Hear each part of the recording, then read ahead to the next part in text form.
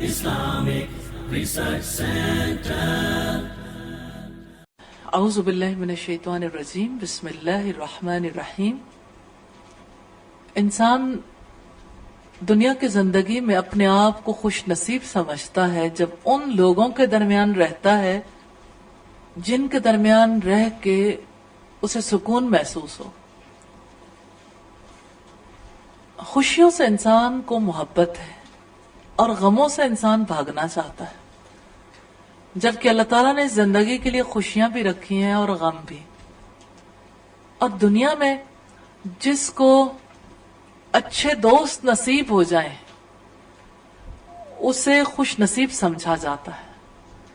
صحابہ کرام کو ہم اس اعتبار سے بہت خوش نصیب سمجھتے ہیں کہ انہیں نبی صلی اللہ علیہ وسلم کی رفاقت نصیب ہوئی. ایک صحابی کے بارے میں ہمیں یہ ملتا ہے کہ وہ نبی صلی اللہ علیہ وسلم کی ضروریات کا خیال رکھنے کے لیے رات کے وقت دھیان رکھتے تھے، پھر آپ کو وضو کا پانی، استنجا کا پانی لا کر دیتے تھے. تفقہ فی الدین حاصل تھا نا انہیں دین کی سچی سمجھ تھی کہ انہیں پتا تھا کہ خدمت کا بھی اجر ہے، لیکن اس دوران اللہ کی رحمت نصیب ہوگی، رحمت کی فواریں برسیں گی. رسول اللہ صلی اللہ علیہ وسلم ان سے بہت خوش ہوئے. ایک رات تو آپ نے فرمایا، ربیہ مانگو، کیا مانگتے ہو میں تمہیں دوں گا. ربیہ بن کعب الاسلمی کچھ دیر سوچتے رہے، پھر کہنے لگے کہ اے اللہ کے رسول، جنت میں آپ کی رفاقت کا سوال ہے. تو آپ صلی اللہ علیہ وسلم نے فرمایا، ربیہ کچھ اور مانگ لو. ربیہ نے کہا ہوا ذاکا، میرے لیے اتنا کافی ہے. آپ نے پھر کہا کہ ربیہ کچھ اور مانگ لو. تو ربیہ نے کہا میرے لیے اتنا کافی ہے. آج اگر ہم رک کے دیکھیں کہ ربیہ نے کتنی بڑی چیز مانگی تھی اس دور میں، اگر وہ اپنی اس چھوٹی سی زندگی اپنے کنویں کے اندر ہوتے تو شاید کہتے ہیں میرے پاس مال نہیں، آپ دعا کریں مجھے ایک وادی بھر سونا مل جائے یا صفا پہاڑ کے برابر سونا مل جائے. کہ رسول اللہ صلی اللہ علیہ وسلم نے فرمایا تھا مانگو کیا مانگتے ہو میں تمہیں دوں گا. کہ اللہ تعالیٰ کی رحمت تھی، جو کچھ آپ دے سکتے تھے اسی کے بارے میں آپ کہتے تھے، اور اللہ تعالیٰ کی طرف سے ایسا عمدہ اخلاق آپ کو ملا تھا اور ایسا عمدہ کردار تھا آپ کا کہ آپ دیتے ہوئے فقر کا خوف نہیں رکھتے تھے. بہرحال ربیہ نے جو چیز مانگی وہ اتنی بڑی تھی کہ آپ صلی اللہ علیہ وسلم نے فرمایا کہ پھر سجدوں کی کثرت سے میری مدد کرو، یعنی زیادہ اللہ کے آگے سجدہ ریز رہو، اطاعت بھی کرو اور سجدے بھی، تاکہ یہ رفاقت نصیب ہو جائے. تو نبی صلی اللہ علیہ وسلم کی دنیا میں رفاقت یہ کتنا بڑا اعزاز ہے، اتنا بڑا کہ اللہ تعالیٰ نے اپنی کتاب میں فرمایا رضی اللہ عنہم ورضوا عنہ، اللہ تعالیٰ ان سب سے راضی ہو گیا اور وہ اللہ تعالیٰ سے راضی ہو گئے.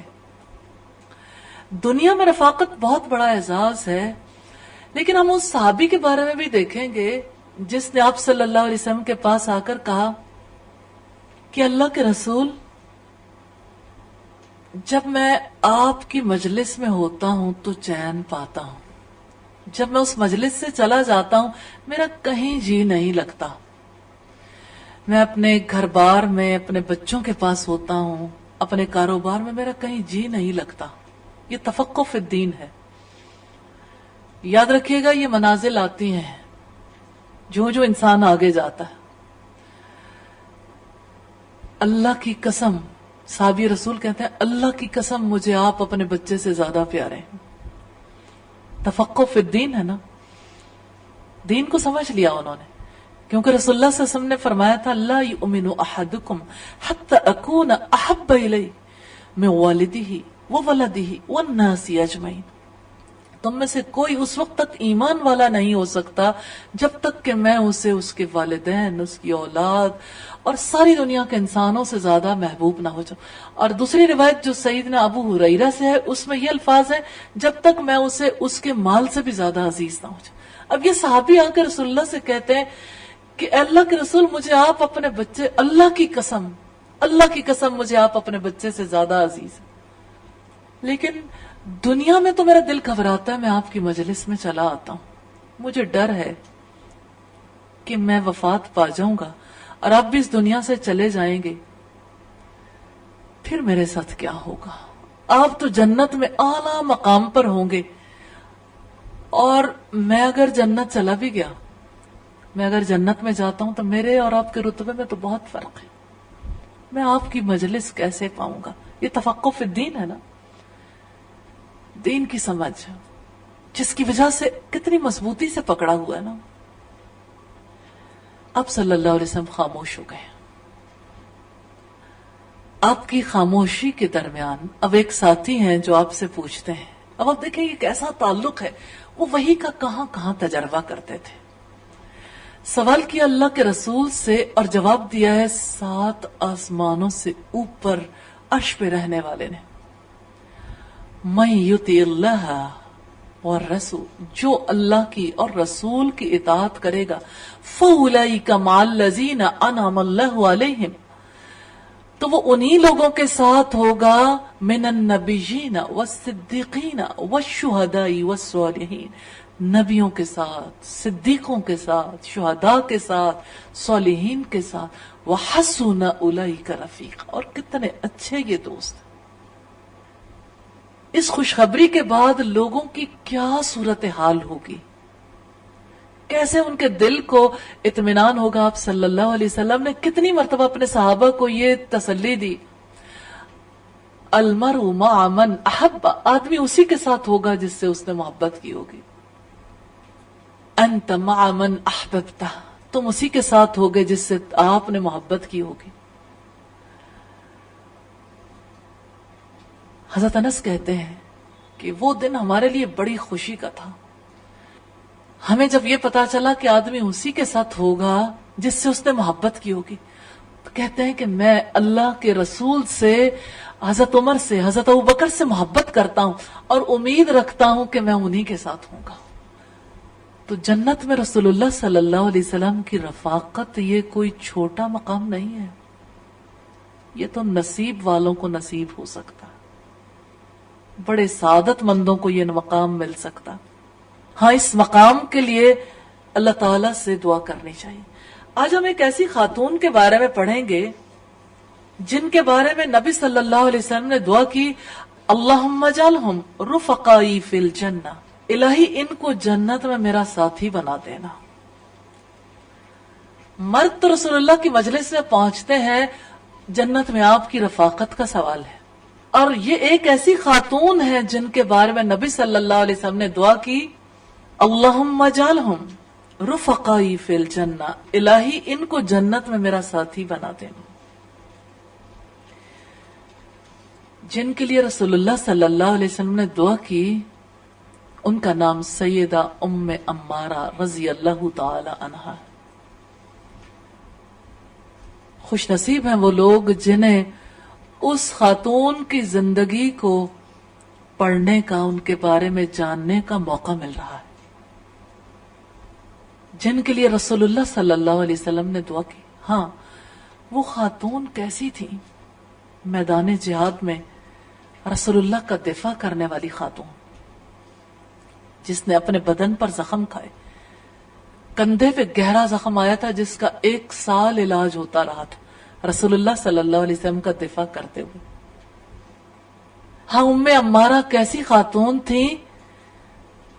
سیدنا مصعب بن عمیر کے ہاتھ پر انہوں نے اسلام قبول کیا تھا اور ان لوگوں میں شامل ہوئیں جو مکہ میں آپ صلی اللہ علیہ وسلم کے ہاتھ پر بیعت کرنے کے لیے 70 مرد تھے بیعت عقبہ ثانیہ میں، اور 2 خواتین، ان 2 میں سے ایک ام عمارہ رضی اللہ تعالی عنہا تھی.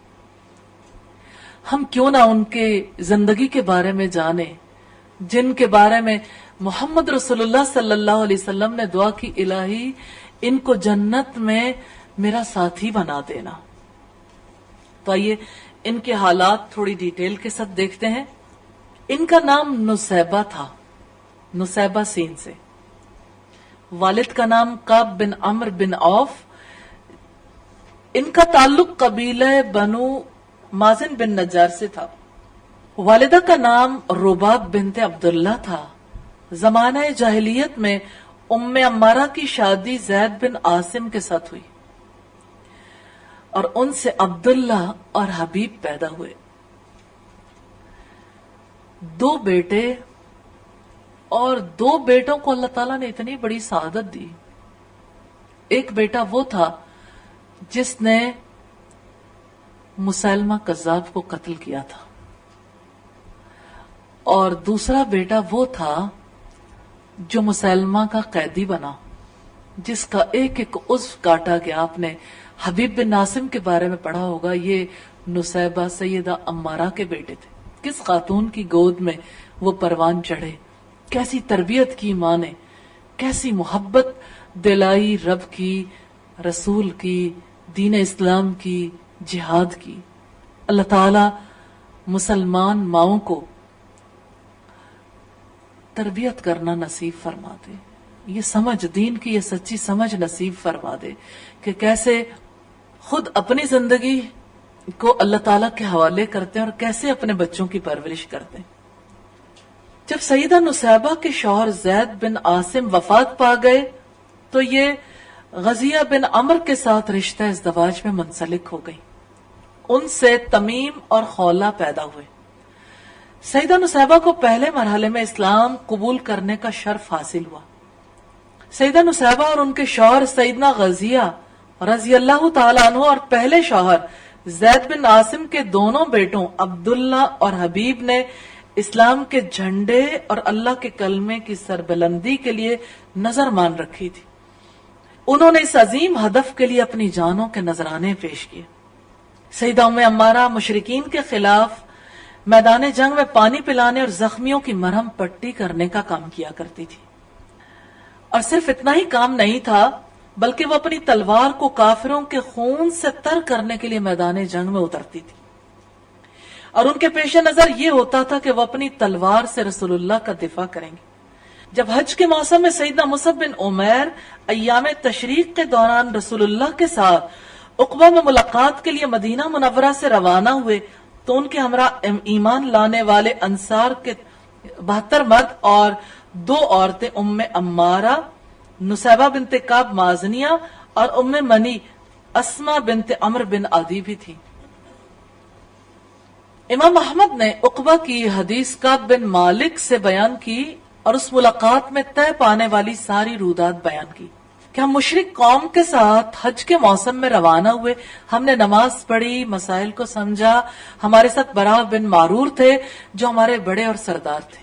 جب ہم سفر کے لیے تیار ہو کر مدینہ منورہ سے روانہ ہو گئے، یاد رکھیے گا یہ سفر سیدہ نسیبہ سیدہ ام عمارہ کا سفر بھی ہے، تو برا نے ہم سے کہا ہے برادران قوم مجھے خیال آتا ہے، پتہ نہیں تم میری اس میں موافقت کرو گے یا مخالفت۔ ہم نے پوچھا ہمیں بھی تو پتہ چلے۔ اس نے کہا اس عمارت یعنی کعبہ کی طرف پیٹ کرنے کو دل نہیں چاہتا، میں تو اس کی طرف رخ کر کے نماز پڑھوں گا۔ ہم نے کہا ہم تو ایسا نہیں کر سکتے کیونکہ ہمارے نبی شام کی طرف رخ کر کے نماز پڑھا کرتے تھے، یعنی وہ مسجد اقصی کو قبلہ سمجھتے تھے، ہم اس کی مخالفت نہیں کر سکتے۔ اس نے کہا میں تو کعبہ کی طرف رخ کر کے ہی نماز پڑھوں گا۔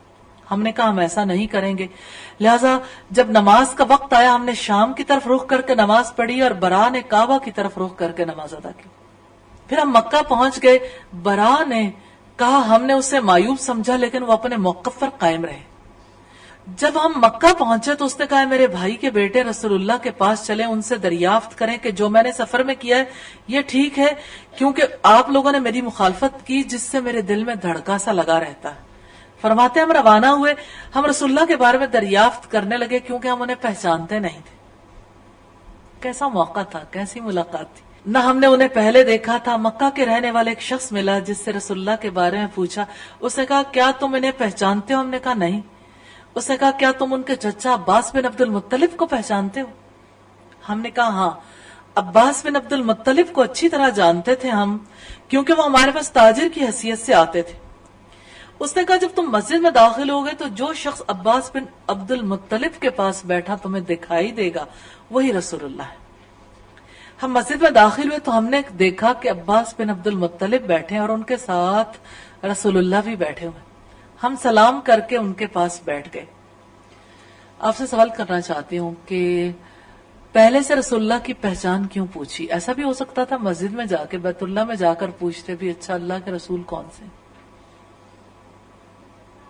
ادب کے تقاضے کے تحت بھی، اور ایک لمحہ بھی ایسا نہیں گزارنا چاہتے تھے کہ رسول اللہ پر نظر پڑے اور وہ نظر اجنبیت کی نظر ہو، کہ یعنی پہلی نظر بھی پڑے تو ہم پہلی نظر میں ہی محمد صلی اللہ علیہ وسلم پر جو ایمان رکھتے ہیں اس کا اظہار کر لیں۔ بہرحال ملاقات ہوئی، رسول اللہ نے حضرت عباس سے فرمایا اے ابو الفضل تم ان دو اشخاص کو جانتے ہو؟ انہوں نے کہا ہاں، یہ اپنی قوم کا سردار برا بن معرور ہے اور یہ دوسرا کعب بن مالک۔ آپ نے پوچھا شاعر؟ کعب فرماتے ہیں کہ میں رسول اللہ کا فرمان نہیں بھول سکا۔ عرض کیا ہاں۔ برا بن معرور نے عرض کیا اے اللہ کے رسول، میں سفر میں روانہ ہوا، اللہ تعالیٰ نے میری اسلام کی طرف رہنمائی کر دی، میں نے سوچا میں کعبہ کی طرف پیٹ نہ کروں تو میں نے اس کی طرف رخ کر کے نماز پڑھی، میرے ساتھیوں نے میری مخالفت کی جس سے میرے دل میں کچھ کھٹکا سا پیدا ہوا۔ یا رسول اللہ میرا یہ طرز عمل آپ کی نظر میں کیسا ہے؟ آپ نے فرمایا تم ایک قبلے کی طرف رخ کرتے تھے، کاش کہ تم اسی پر قائم رہتے، یعنی ایک ہی طرف رخ کرنا تھا۔ پھر برا بن معرور نے اپنی رائے سے رجوع کر لیا اور رسول اللہ کے قبلے کی طرف نماز پڑھنا شروع کر دی اور ہمارے ساتھ شام کی طرف رخ کر کے نماز پڑھتے رہے۔ ان کے اہل خانہ کا خیال ہے کہ انہوں نے کعبہ کی طرف رخ کر کے نماز پڑھی، یہ بات درست نہیں، ہم اس کے متعلق زیادہ بہتر جانتے ہیں، یہ حدیث کعب بن مالک سے روایت کردہ۔ پھر اس کے بعد رسول اللہ صلی اللہ علیہ وسلم کے ہاتھ پر سب نے بیعت کی، اور بیعت کے معاملے کو آپ جانتے ہیں۔ اس بیعت میں جب مرد بیعت کر چکے تو رسول اللہ سے کہا گیا کہ خواتین بھی آپ کے ہاتھ پر بیعت کرنا چاہتی ہیں، اور وہ خواتین سیدہ ام عمارہ اور سیدہ ام منی تھیں۔ تو آپ صلی اللہ علیہ وسلم نے فرمایا کہ اگر وہ ان ساری باتوں پر جن پر میں نے آپ سے بیعت لی ہے اگر وہ اس سے اتفاق رکھتی ہیں تو ان کی بھی بیعت ہو گئی، میں خواتین سے مصافحہ نہیں کرتا۔ یعنی کوئی خاتون، اسلام اس کی اجازت نہیں دیتا کہ کوئی مرد کسی عورت سے ہاتھ ملائے، یعنی محرم رشتہ داروں کے ماں سوا، چاہے وہ اللہ کے رسول ہی تھے، آپ صلی اللہ علیہ وسلم نے مصافحہ نہیں کیا۔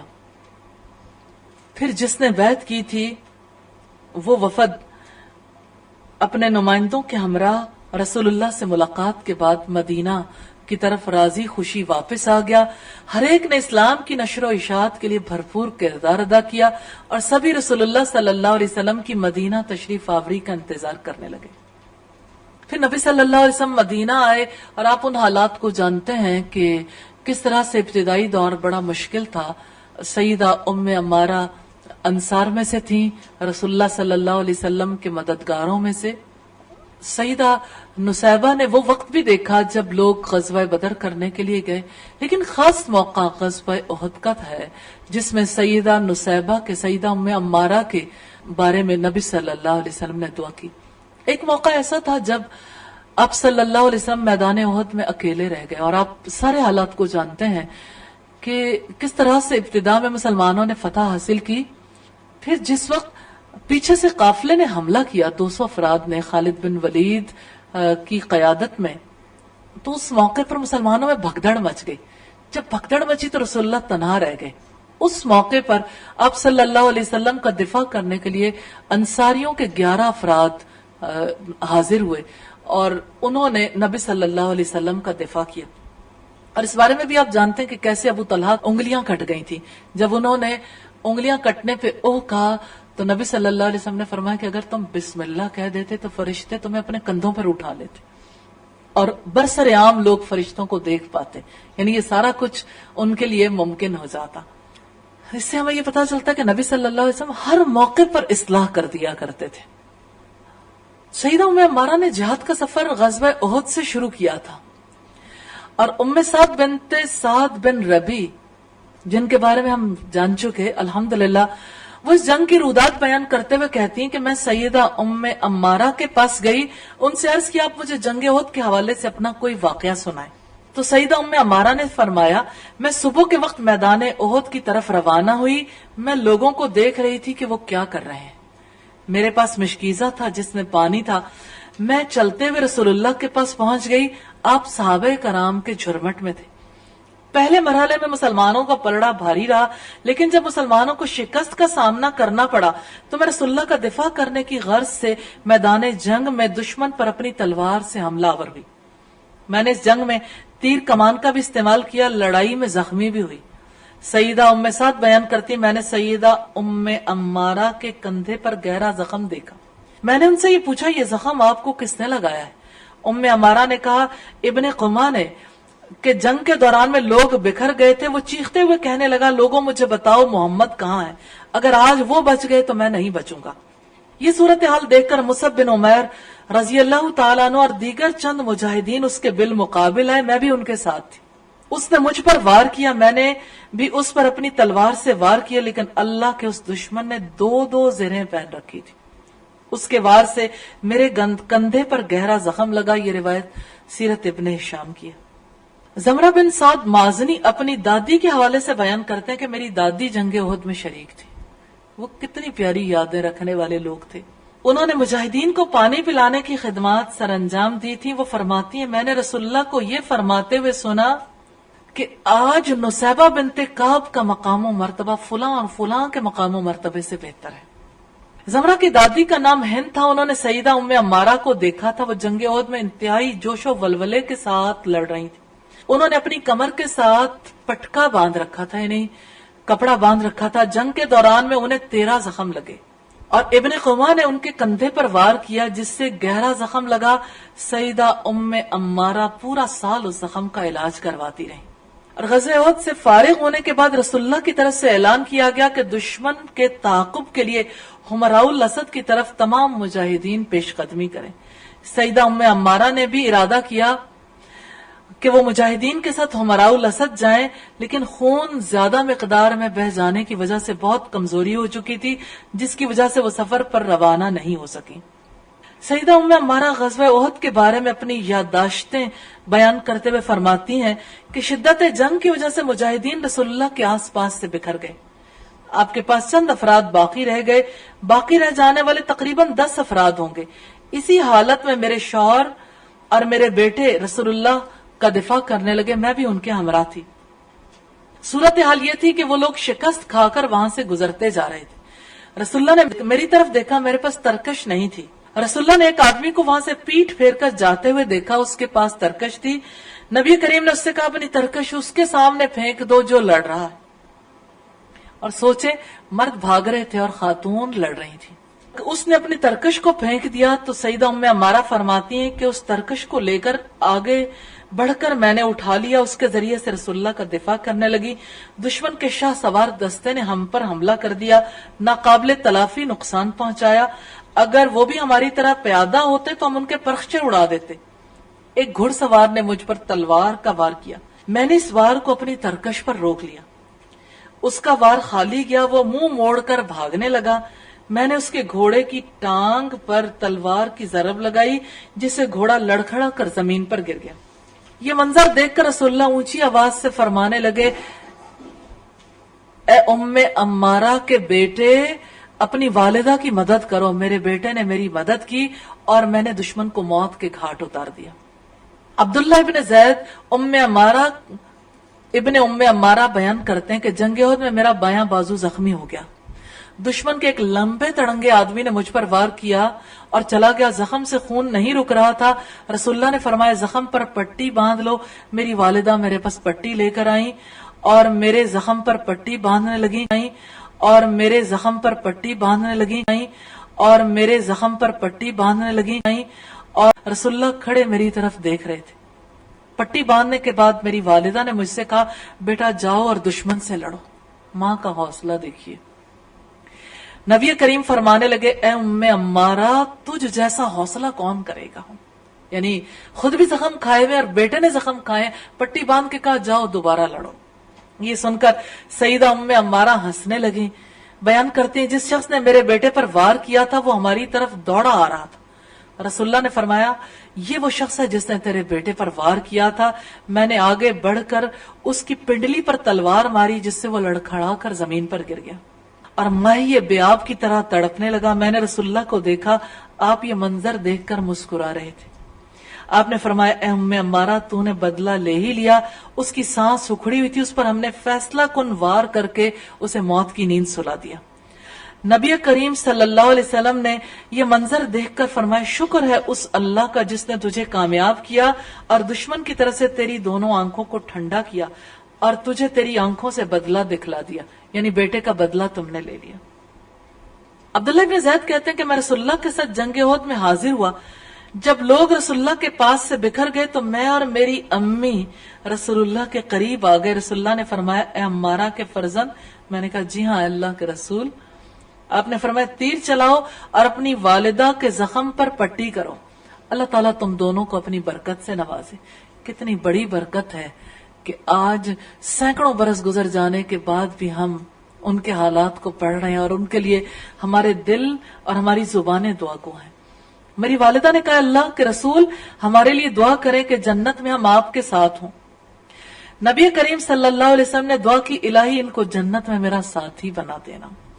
सईदा उम्मे अम्मारा रजी अल्लाह ताला अन्हा फरमाती हैं इसके बाद मुझे जो भी मुसीबत लाहक हुई मैंने उसकी परवाह नहीं की। उम्मे अम्मारा को पाकीज़ा और उम्दा दुआएं मुबारक हों जो रसूलुल्लाह की तरफ से उनके हक में की गई कीमती बशारतें मुबारक हों। जन्नत में रसूलुल्लाह की रफाकत से बढ़कर यकीनन कोई नेमत नहीं है।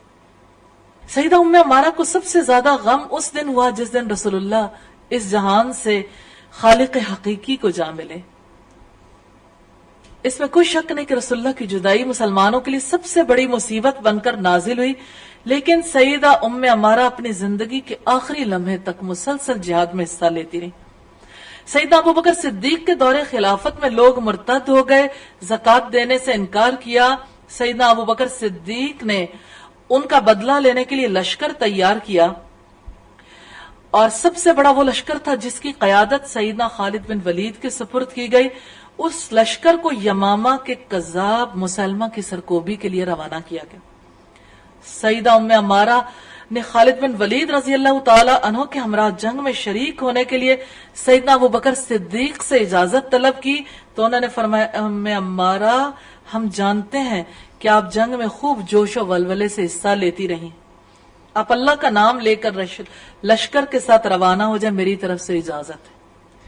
सईदा उम्मे अम्मारा के दो बेटे अब्दुल्ला और हबीब भी अपनी वालिदा के साथ लश्कर इस्लाम में शामिल होकर रवाना हो गए। जंगे यमामा मुसलमानों के लिए तमाम जंगों से ज्यादा सख्त थी। मुसलमा कज़्ज़ाब ने लड़ाई के लिए बड़ी तादाद में लोगों को जमा कर लिया था। उसका यह ख्याल था कि इस्लाम का काम तमाम कर दिया जाए और उसकी जगह अपना सिक्का राइज किया जाए। उसकी इफ्तरा परदाजी के दगाबाजी के ख्वाब चिकनाचूर हो गए, मुंह की खानी पड़ी।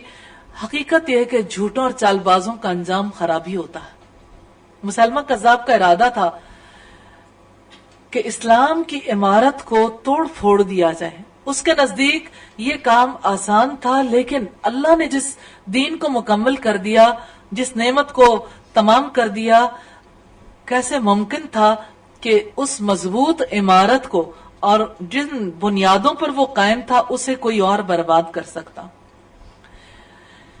बहरहाल मुसलमा कज़्ज़ाब के साथ जो मार्का हुआ, मुसलमा के लश्कर ने सईदा उम्मे अम्मारा के बेटे हबीब को गिरफ्तार कर लिया और उसे मुसलमा कज़्ज़ाब के पास ले आए। मुसलमा ने सईदा हबीब से कहा क्या तुम गवाही देते हो कि मोहम्मद सल्लल्लाहु अलैहि वसल्लम अल्लाह के रसूल हैं? उन्होंने कहा हाँ। मुसलमा कज़्ज़ाब ने कहा क्या तुम गवाही देते हो कि मैं अल्लाह का रसूल हूं? सईदा हबीब रजी अल्लाह ताला अन्हु ने कहा मुझे सुनाई नहीं देता। मुसलमा कज़्ज़ाब ने दोबारा कहा क्या तुम गवाही देते हो कि मोहम्मद सल्लल्लाहु अलैहि वसल्लम अल्लाह ताला के रसूल हैं? सईदा हबीब ने कहा हाँ। मुसलमा ने कहा क्या तुम गवाही देते हो कि मैं अल्लाह का रसूल हूं? सईदा हबीब ने कहा मुझे सुनाई नहीं देता। मुसलमा कज़्ज़ाब ने बार बार उनसे यही पूछा, उन्होंने हर दफा एक ही जवाब दिया। मुसलमा ने गजबनाक होकर जल्लाद को हुक्म दिया कि हबीब के जिस्म के आज़ा काट दिए जाए। ہر عضو کاٹنے سے پہلے اس سے یہی سوال کیا جائے جب تک وہ مجھے رسول نہ مانے اعضاء کاٹنے کا عمل جاری رکھا جائے۔ کیا آپ نے کسی کا کوئی عضو کٹتے دیکھا ہے؟ کسی انسان کا؟ جس کسی نے کوئی عضو کٹتے دیکھا ہو وہ جان سکتا ہے کہ انسان کی کیا کیفیت ہوتی ہے۔ کسی نے مجھے ایسا کوئی کلپ بھیجا جس میں کسی انسان کے کان کاٹے جا رہے تھے۔ اس کے بعد ایک طویل عرصے تک میں جب بات کرتی تھی میرے سامنے وہی کان آتا تھا اور لہو بہتا ہوا۔ کھانا کھانے بیٹھتی تو کھانا نہیں کھایا جاتا تھا، کوئی خوشی نہیں لگتی تھی، اتنی زیادہ تکلیف۔ اور آپ سوچئے کہ وہ کتنی زیادہ استقامت رکھتے تھے، کیسا استقلال تھا، ایک ایک عضو کٹتا رہا، لیکن انہوں نے ایمان پر استقامت کا مظاہرہ کیا، اپنے جواب میں تبدیلی نہیں آنے دی، یہاں تک کہ ان کی روح قفس عنصری سے پرواز کر گئی۔ اللہ تعالیٰ انہیں اپنے جوار رحمت میں جگہ عطا فرمائے۔ مالک بن عمرو ثقفی نے اس موقع پر بہت عمدہ اشعار کہے جن کا ترجمہ ہے: میرا ساتھی مجھ سے پہلے چلا گیا، میں پیچھے رہ گیا، میں اپنے باقی اعضاء کو کیا کروں گا؟ انہیں ایک جھوٹے نے کہا کیا تم گواہی دیتے ہو کہ میں رسول ہوں؟ انہوں نے اشارہ کیا، مجھے سنتا ہی نہیں۔ اس نے کہا کیا تم گواہی دیتے ہو کہ محمد اللہ کے رسول ہیں؟ تو اس نے بغیر ہچکچاہٹ کے ببانگے دہل سچی بات کا اعلان کر دیا۔ اس پر اس کمینے ملعون نے اور ناہنجار نے اس کا سر قلم کر دیا۔ کوئی اتنی بڑی قربانی دے تو اس کا خون، اس کی قربانی کبھی رائگاں نہیں جاتی۔ سیدنا حبیب پر جو ظلم ڈھائے تھے مسلمہ نے، اور جس استقامت کا انہوں نے مظاہرہ کیا، جنت میں یقیناً اللہ تعالیٰ نے انہیں بلند مقام عطا کیا ہوگا۔ لیکن اللہ تعالیٰ نے دنیا میں جلد ملنے والی خوشخبری بھی دے دی۔ جس مقصد کے لیے وہ آئے تھے، اس مقصد کے لیے اللہ تعالیٰ نے کس طرح ان کے بھائی کو منتخب کر لیا۔ سیدنا حبیب کے بھائی سیدنا عبداللہ میدان جنگ میں اپنی بہادری کے جوہر ابھی دکھا رہے تھے۔ ہر مجاہد کی یہ تمنا تھی کہ مسلمہ کذاب کی گردن وہ اڑائے۔ یہ اعزاز سیدنا حبیب کے بھائی کو حاصل ہوا۔ وحشی کا ارادہ تھا، وحشی کے بارے میں آپ جانتے ہیں، جس نے سیدنا حمزہ کو شہید کیا تھا۔ وہ چاہتا تھا کہ میں کسی طرح سے مسلمہ کو قتل کر دوں تاکہ وہ زخم مندمل ہو جائے اور اس جرم کا ازالہ ہو سکے۔ اس نے اپنا نیزہ مسلمہ کذاب کی طرف سیدھا کیا، بڑی مہارت کے ساتھ پھینکا، لیکن ابھی مسلمہ کذاب کے ناپاک جسم تک نہیں پہنچا تھا کہ سیدنا حبیب کے بھائی سیدنا عبداللہ ابن زید کی تلوار نے اس کذاب کے پرخچے اڑا دیے۔ اللہ کے سوا کوئی نہیں جانتا کہ مسلمہ کو کس نے قتل کیا۔ جب سیدنا عبداللہ بن زید نے اپنی والدہ کو مسلمہ کے قتل ہونے کی اطلاع دی تو وہ اللہ کا شکر ادا کرنے کی غرض سے سجدہ ریز ہو گئی، کیونکہ جانتی تھی کہ شکرانے کا کیا طریقہ ہے۔ ہمارے ہاں شکرانے کے نوافل ادا کیے جاتے ہیں جس کا دین سے کوئی تعلق نہیں۔ سجدہ شکر، یہ شکر ادا کرنے کا طریقہ ہے۔ ان کے جسم پر اس جنگ میں 12 زخم لگے تھے، ایک بازو بھی کٹ چکا تھا۔ سیدنا ابو بکر صدیق نے اپنے رب تعالی، اپنے رسول مقبول اور اہل ایمان کے ساتھ وفاداری کا معاہدہ نبھاتے ہوئے مرتدین کے فتنے کو ہمیشہ کے لیے دفن کر دیا اور اس اسلام کے گلشن کو اس طرح بہار آشنا کیا جس طرح کہ وہ حبیب کبریا سیدنا محمد مصطفیٰ صلی اللہ علیہ وسلم کی زندگی میں تھا۔ اللہ تعالیٰ انہیں جزائے خیر سے نوازے اور وہ مقام عطا کرے جس کے وہ اہل ہیں، اور جنت میں ان کا ٹھکانہ بنائے۔ سیدنا ابو بکر صدیق مومنہ مجاہدہ سیدہ ام عمارہ رضی اللہ تعالی عنہ کو نہیں بھولے۔ وہ اور سیدنا خالد بن ولید ان کی تیمارداری کے لیے ان کے گھر تشریف لے جاتے رہے، یہاں تک کہ وہ شفا یاب ہو گئے۔ اور آپ جانتے ہیں 1 سال لگا تھا زخم بھرنے میں۔ اس سے پتہ لگتا ہے کہ مرد بھی خواتین کی عیادت کے لیے جا سکتے ہیں۔ سیدہ ام عمارہ کے جہاد کی صحابہ کرام کی طرف سے بڑی قدردانی ہوئی۔ سیدنا عمر ابن خطاب کے پاس چادریں آئیں، ان میں ایک لمبی چوڑی نہایت عمدہ چادر تھی. آپ کو مشورہ دیا گیا کہ یہ چادر آپ عبداللہ ابن عمر رضی اللہ تعالی عنہ کی اہلیہ کو دے دیں. تو انہوں نے فرمایا میں یہ چادر اس سے زیادہ حقدار خاتون کو دوں گا، اور وہ سیدہ عمارہ نصیبہ بنت کعب ہیں. میں نے جنگ میں رسول اللہ کو فرماتے سنا تھا، میں نے اپنے دائیں اور بائیں دیکھا تو اسے میں نے اس حالت میں دیکھا کہ وہ میرے دفاع میں لڑ رہی ہے. سیدہ ام عمارہ اپنی گفتار اور کردار میں ایک مثالی خاتون تھی، صدق دل رکھنے والی مومنہ مجاہدہ خاتون تھیں. انہوں نے اللہ کی راہ میں صبر سے کام لینے، جہاد کرنے، تکالیف برداشت کرنے اور اللہ کے کلمے کو سربلند کرنے میں ایک مثالی کردار ادا کی. انہوں نے اپنے بیٹوں کو اللہ کی محبت میں پروان چڑھایا، ان کے دلوں میں رسول اللہ کی محبت کے دیپ جلائے. جب وہ اپنے خالق حقیقی سے جا ملے تو رسول اللہ ان سے راضی تھے. اللہ تعالیٰ سیدہ ام عمارہ، ان کے شوہر اور بیٹوں عبداللہ اور حبیب رضی اللہ عنہم پر اپنی رحمت کی برکھا برسائے، جنہوں نے اپنی پوری زندگی اسلام کی سربلندی کے لیے وقف کی، اس کا حق ادا کر دیا. اللہ تعالیٰ انہیں جزائے خیر عطا فرمائے اور اللہ تعالیٰ اس کے بدلے میں انہیں جنت الفردوس نصیب فرمائے. الحمدللہ آج ہم نے ایک ایسے خاندان کے بارے میں پڑھا جہاں ہر دل کے اندر اللہ کی محبت سب محبتوں سے بڑھ کر تھی، اور ہر ایک کے دل میں تمنا تھی کہ اس محبت میں اپنے رب پر فدا ہو جائیں، جانیں نچھاور کر دیں. اس خاندان کے لوگوں کے دلوں میں اتنی محبت تھی کہ آنے والی ہر رکاوٹ کو انہوں نے ایمان میں اضافے کا سبب بنا لیا. اللہ تعالیٰ نے موقع عنایت فرمایا. مواقع تو ہر ایک کو ملتے ہیں، لیکن کتنی آسانی سے لوگ کھو دیتے ہیں. لیکن اس خاندان کو جب موقع ملا تو کیسے ایک ایک نے اللہ کی خاطر جان دی. تو یہ مجاہدوں کا خاندان، یہ شہیدوں کا خاندان اور یہ غازیوں کا خاندان ہے. یہ وہ خاندان ہے جہاں سب سے بڑھ کر اللہ کی محبت نظر آتی ہے. کیا انہوں نے اپنی زندگی میں کھانے نہیں کھائے ہوں گے، یا انہوں نے اپنی زندگی میں باقی امور انجام نہیں دیے ہوں گے؟ کیا وہاں نکاح نہیں ہوئے تھے، یا بچوں کی پیدائش نہیں ہوئی تھی، یا وفات نہیں ہوئی تھی؟ کیا وہاں پر مرد کماتے نہیں تھے؟ کیا وہاں کی خواتین گھریلو کام انجام نہیں دیتی تھی؟ سبھی کچھ تھا. پوری حیات انہوں نے گزاری. لیکن دیکھیں تو صحیح اللہ نے ان کے ساتھ کیسا خیر کا ارادہ کیا. اللہ نے انہیں کیسے دین کی سمجھ عطا فرمائی. اس سمجھ میں آپ کو کہیں قلم کاغذ نظر آتا ہے؟ ہاں، اس میں کوئی شک نہیں کہ وہی نازل ہوتی تھی تو لوگ لکھا بھی کرتے تھے، یاد بھی کرتے تھے،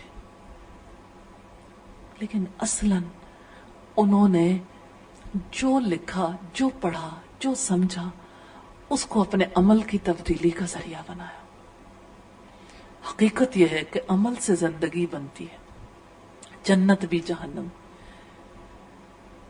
تو ان کے وہ اعمال ہیں سدا بہار اعمال. آج بھی دیکھیے ان کی نیکیوں کا باغ ہرا بھرا ہے، اس کے اندر وسعت ہی آتی جا رہی ہے. جتنے لوگ ان کی زندگی سے سبق حاصل کریں گے، جتنے لوگ ان کی زندگی کو اپنے لیے مثال بنائیں گے، جن کے جذبے ان کی زندگیوں کی وجہ سے جوان ہوں گے، جن کی رغبت دین کی طرف بڑھے گی، جو ان کی زندگی سے اللہ کی راہ میں کٹ مرنے کا شوق لے لیں گے، جو ان کی زندگی سے رسول کا اور دین اسلام کا اور صالح لوگوں کا دفاع کرنا سیکھیں گے، جو ان کی زندگی سے ہر چیز سے بڑھ کر اللہ کی محبت لیں گے، ان کے اعمال بھی ان کے لیے جانے والوں کے لیے صدقہ جاریہ بن جائیں گے. ہاں، زندگی بسر کرنی ہے تو ایسی زندگی بسر کرنے کا سوچیں. یہ رتبہ بلند ملا جس کو مل گیا، इरादे करने की जरूरत है। देख लें कैसी जिंदगी बसर करें तो अल्लाह राजी हो जाता है। पता तो चल गया अल्लाह की रजा किन कामों में है। जब पता चल गया तो अब इरादा कर लें,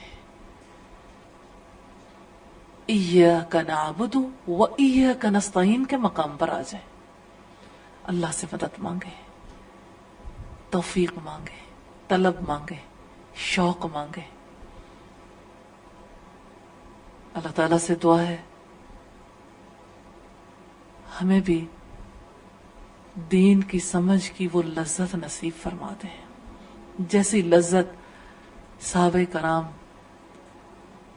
रजी अल्लाह ताला अन्हुम पर अल्लाह ताला ने जिन्हें ये समझ नसीब फरमाई थी।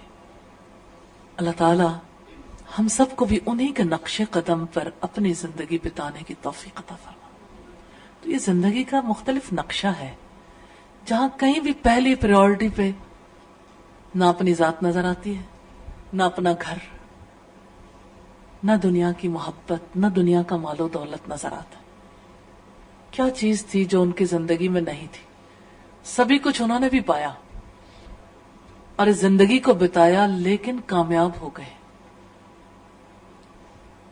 अल्लाह ताला से दुआ है हमें भी कामयाबी का हकीकी तसव्वुर नसीब फरमा दें, हमें कामयाबी की हकीकी समझ नसीब फरमा दें और कामयाब होने के लिए हर रास्ता इख्तियार करने की तलब, तड़प और उस रास्ते पे चलने की तौफीक अता फरमा दें।